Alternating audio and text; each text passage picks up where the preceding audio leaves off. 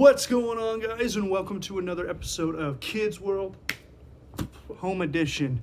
It is so awesome that here in the next couple of weeks, we're going to be back at the church together for those who feel comfortable. So I'm really excited about that, to finally see y'all in person. Woo! Like, it's been crazy just doing it on video. It's kind of weird talking to yourself. It's kind of weird seeing yourself in the camera and trying to talk to like a crowd. And you kind of see yourself doing weird things. And you're like, oh, that's weird. You're weird. I'm weird. So it's kind of different. And it's been a learning experience for me. And it's been awesome. But I am extremely excited to be back with you guys here in the next few weeks. So today's lesson is really cool. And I say that about every lesson because, first of all, Jesus is awesome. Okay, like you see Marvel movies with superheroes and stuff, dude, Jesus is like so far above that. And the thing is that Jesus is real. Okay, it's not like you go to the comic book store and you find like that Jesus comic. No, it's not like that. You actually have the Word of God, okay, which tells you that this is true.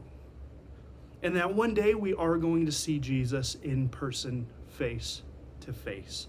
And I cannot wait for that day because it's going to be awesome. I'm going to be asking him so many questions. I'm going to be talking to like David, Paul, Ezekiel, all those guys. I can't wait. Ruth and Esther. I mean, there's women in there too. So I'm really excited about that. Today's lesson, though, is really cool because, first of all, it's like kind of spooky, but then we find out that it's all good because it's God kind of thing. So it's really cool. Jesus, as you know, is super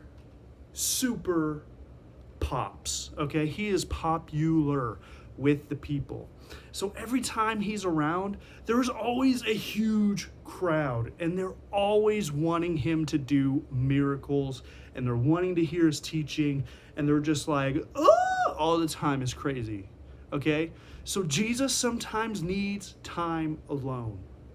And when I say time alone, he needs time by himself, like away from the disciples, away from everybody. Have you ever had a time like that?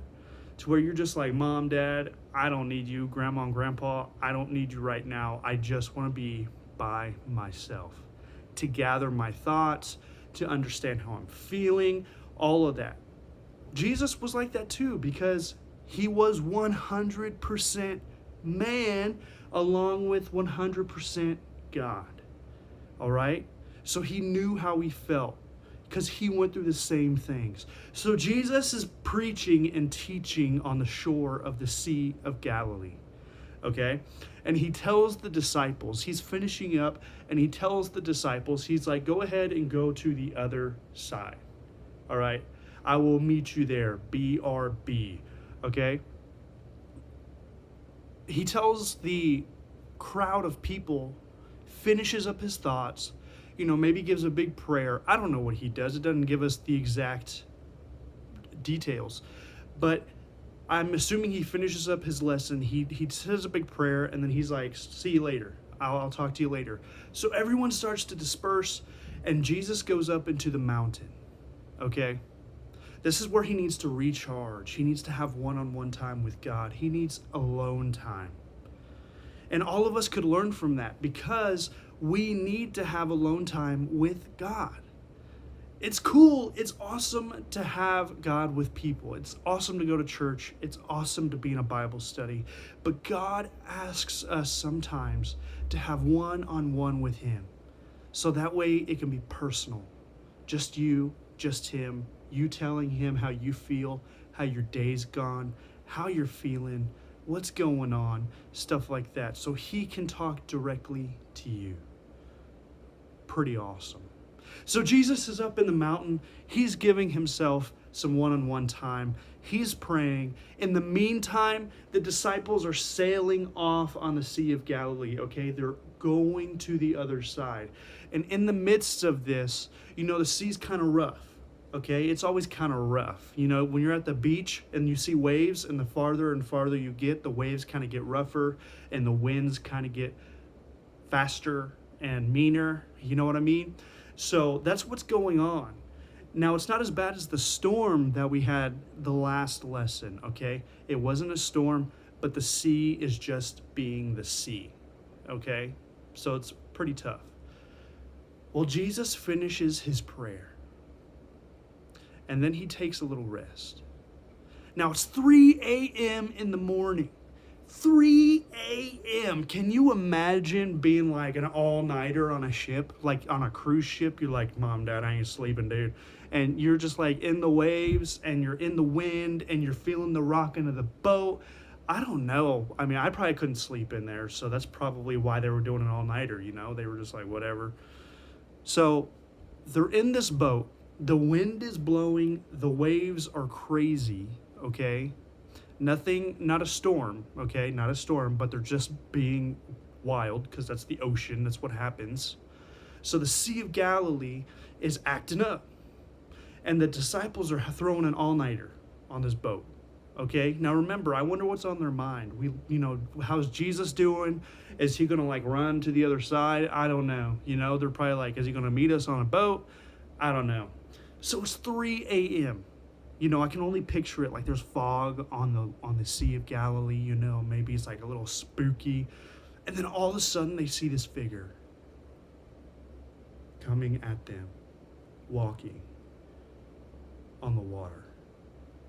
Now, I don't know if you know this, but people who are fishermen, okay? Like people who work as fishermen, people who work on the ocean, like any captains of ships or anyone who is on the sea regularly, they believe in certain things, okay? They are, I can't remember the word right now, but they do believe in like ghost ships, and they talk about tales of the dead at sea walking on water, or walking on their ship and they're talking with them, or they see them walking across the bow of the ship or the stern or whatever. It's crazy, right? I mean, have you ever heard those stories like the guy's going on the sea at night and all of a sudden he sees like this ghost ship that goes by and then all of a sudden it's just gone? So that's what these guys are thinking they're seeing, a ghost. Okay? And I can't imagine. Can you imagine you being out in the ocean, on the sea, with your parents or grandparents or whoever, and while you're on there, this figure comes out of the fog and starts walking to you? I'd be like, yo, what's that? You know, I would be like freaking out. Dude, we need to jump out, we need to swim, we need to just turn on the motor, dude. I don't know what I would do. I don't know. It tells us, though, that the disciples were scared, okay? Because you're in the middle of the sea. What are you going to do, jump out and swim? Like, you're going to drown halfway? I don't know. So they start to freak out a little bit. They get scared. But then a voice comes from the figure. And he says, do not be afraid, it's me. Whoa. Now hold up.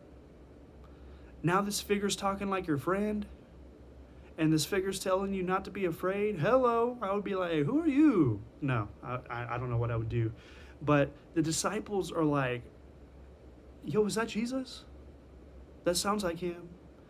And Peter, the one who is always up to the task, the one who is always like, boom, I'll do it, the one who says, I'm not afraid to jump, is the first one to say, Lord, if that is you, let me come to you on the water.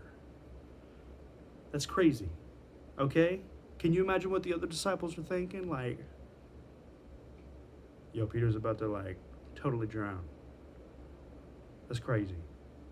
Like, I can't imagine that. And I wouldn't be the one who to ask. I wouldn't even thought of that. I would have been like, dude, let's just go. You know? But Peter's like, if that is you, let me walk on the water with you. And the figure says, all right, come, Peter. Come on. And Peter gets off the boat. Can you imagine that first step on the water? how it felt? Like you're expecting to fall. Okay? You're just expecting to put your foot in and your foot to go below the surface. And I can't even imagine how it felt to walk on water. Did it still feel liquidy? Were the waves kind of like rolling and you're just kind of going over the waves? Or was it like a hallway almost? Was it like solid and it was just dry? I mean, I have no idea. Those are so many questions I want to ask when I see him. But Peter starts to walk to him. Now remember, the sea's acting up. Okay, there's wind and there's waves going on. It's pretty crazy. And as Peter's walking, I mean, guys, he's walking on the water. That's crazy. And he has his eyes on Jesus. And that's what Jesus asks us to do. Just keep your eyes on me. Trust me. And as long as you trust me, you can do it. Because I got you. I'm backing you up. So he's walking on the water. And he's getting closer and closer to Jesus. And it doesn't tell us how close he is, but it does tell us that Peter took his eyes off of Jesus. This is a representation of the world. The wind, the rain, the waves is what's going on around us. Look at the world around us now. It's in shambles. You know, people are crazy. People are doing some wild things, and that's because they don't know Jesus. That's because they're lost, and they're acting the way that they only know how to act. And we look around us, and we get scared because it's a storm. What's going to happen tomorrow? What's going to happen later this afternoon? Some kids are thinking, what am I going to eat in the next few hours? They don't know, and it's a storm. But Jesus says, keep your eyes on me, and I got you covered. Peter took his eyes off, and he started to sink.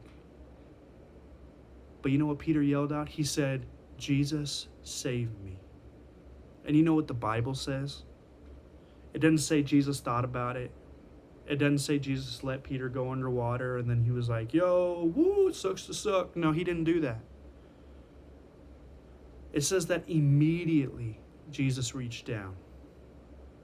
The moment Peter called for salvation, for safety, to be saved, it said that Jesus immediately went down and caught him from sinking.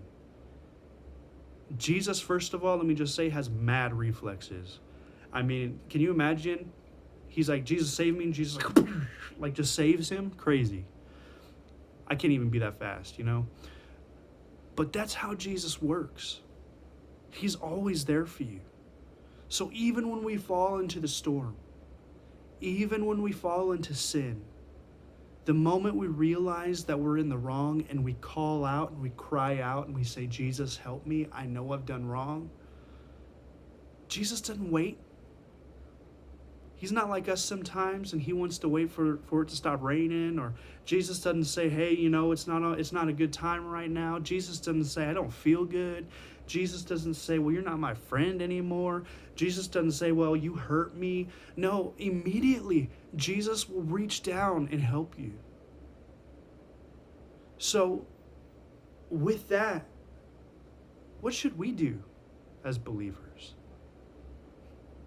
If Jesus is like that to us, then how should we be towards others? That's what I want you to think about this week. That's my challenge to you. I know that people can be mean. I know that people can just be rude. I know that they can be forgetful. I know that they can be unforgiving. But Jesus forgave you. Jesus reached down for you. And we're pretty sinful people. I know I'm a sinner. I don't deserve Jesus. But when I called on him, he reached down. So the next time we see someone, let's have that same type of love towards them. Not say, well, I'm better than them, or wow, how could they be doing that? But rather reach a hand of help to them, a helping hand, a loving hand, a smile, something. Pray for them. Ask them how their day's gone. Just wave and say, hey, I love you guys, all right? I will see you soon.